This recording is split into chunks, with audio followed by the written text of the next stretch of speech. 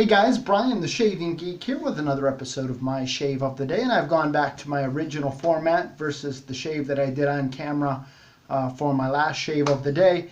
Comment below and let me know which format you prefer, and I'll let the inmates run the asylum. No, just kind of curious which format you prefer, but I'm going to do whatever I feel like doing anyhow, but just curious. So anyhow, on to my shave of today, and I'm going to try to make this quick, and I won't be as verbose, so hopefully this will be a shorter video. I'm kind of running short on time here at lunch, on my lunch break.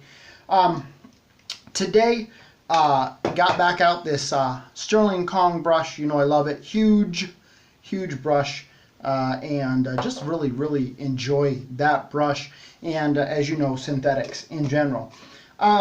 For my razor today, I got out an adjustable that I don't want to say I have a love-hate relationship, but this is just a razor that is for me. I don't know as I have every adjustable razor that Gillette has ever made, but I have a Slim, I have a Fat Boy, I have a Toggle, and I have a Black Beauty, and this is one of the longer handle Black Beauties. And I can't remember how many other adjustables they made. But out of that lineup, for sure I prefer my Toggle and then my Fat Boy. I hardly ever shave with a Slim. In fact, I'm not even sure where my Slim is, to be honest with you. But this is one that for some reason I grab every once in a while, and when I use it, compared to the shaves I get with my Toggle and with my Fat Boy, this is just an shave for me. I have gone through, like I did with all of my adjustables, I've gone through and I've done shaves at every adjustment, and I found that 5 seems to be where I like my Black Beauty the best. But even still, it doesn't seem, whatever blade combination I put in there, that my shave is excellent. It's just okay. I don't know. Tell me what you think. What's your luck been with the Black Beauty? I just don't enjoy this as much as I enjoy the Fat Boy and the Toggle. Today I had it loaded with a Lord blade, and after I got done using it, I binned it.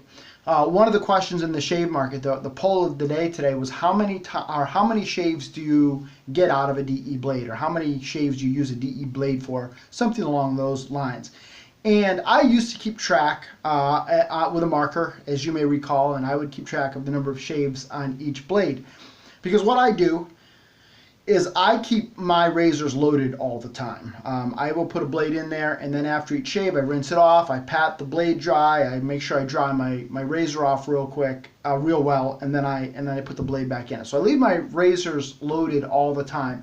So I don't keep track really per se anymore on how many shaves I get on a blade, because after my marker died that I was using to keep track of the number of shaves on the blade, I never replaced it.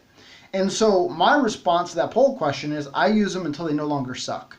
So I don't really know how many shaves I had on that blade, but it wasn't a great shave, and so I binned it, and I'll load this up with something else.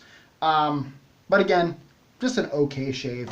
Not really a razor that cracks my top 10. It's a razor I want to love, but and for as much as I love it, it really does get quite a bit of play in my rotation when I have other razors that I really like a lot better. On to my soap today. It's been a while since I visited Mickey Lee Soap Works, and this is the Coco Maya, and this is just a great smelling soap. Whew. It really reminds me of warm brownies, and so if you like chocolate scent, you will like Coco Maya. And it just is a really well-performing soap. Is it extraordinary? No, but it just loads easily, it lathers easily, it smells very nice. And so if you have not checked out Mickey Lee Soap Works, I'd recommend it. They've changed the labeling, which is nice because you can see this here has started to wrinkle over time, and they've gone to a more waterproof and colored label, but it's still great stuff, and I really enjoy it. Glad to have that in my den. One of the things I actually like to do every once in a while is I will take, I've got oops, making a mess here. knock some samples off there, but they weren't from Peter Charkalis. Actually, one of them was. But anyhow, it's my deal maker. But one of the things I like to do with this every once in a while is I have espresso from Reef Point Soapworks and Reef Point soaps or whatever. And so what I'll do is I'll actually do a load on one brush with this, and I'll do a load on another brush with that, and together I will get a mocha shave, which is kind of fun to do. And I've done that, I think, and done a video about it. With a cocoa scented soap, it is kind of a challenge to know what to pair with that.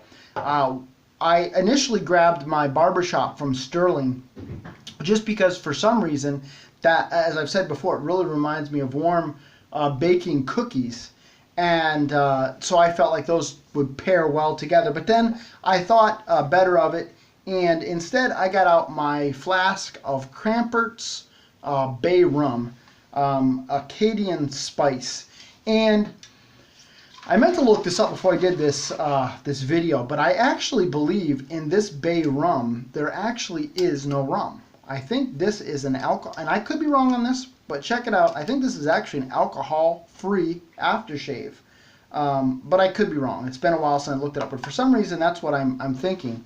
But I really enjoy this. It's got a great scent, and you know, the flask is optional, but I love it. I think it's kind of cool, and it's just got a lot of, definitely a lot of bay in this, and just really great stuff. So that was my shave today. 2 passes, socially acceptable, not close to DFS, I wouldn't say. Up here is still a little rough, but I got the job done. And again, just an razor for me, but still enjoyed it. A bad day wet shaving is better than a good day using crap in a can and a Franken razor from Gillette. So this is Brian, the Shaving Geek, reporting live from my shave den, wishing you a lifetime of happy shaves. Have a great day, everybody.